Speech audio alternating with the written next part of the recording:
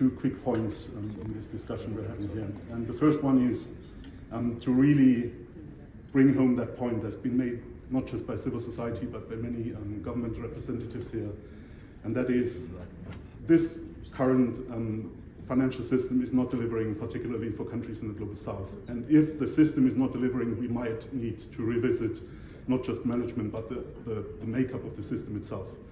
And so we believe that however great, for example, a quota reform at the IMF will be, we might have to go beyond that and talk about where decisions of international financial and economic questions are actually being taken. And in our opinion, these should be taken here at the United Nations.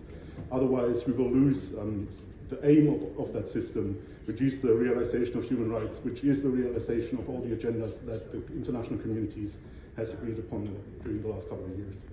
The second point I want to quickly make is that while we're talking about the the global financial safety net, we should always keep in mind that prevention is always better than having to deal with crises whenever they come upon us. And in that regard, there's a couple of gaps that I just want to mention quickly here. And firstly is that we need more monetary policy coordination amongst central banks, particularly to avoid spillovers before they happen. Secondly, we need access to liquidity. The governor from the Central Bank of Mongolia has made that point. Thirdly, we need urgently more regulation of the non-banking sector.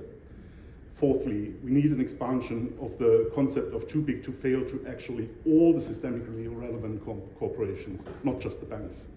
That is something we need to take up in FFD4, I guess. And fifthly, we need to work on national sovereignty in financial matters. And to that end, we need to re-enable capital controls, because at the moment they're being blocked by a spider's web of investment treaties that all need to be revisited in order to make it possible for countries to actually act in times of crisis and not be stopped by international agreements. Thank you.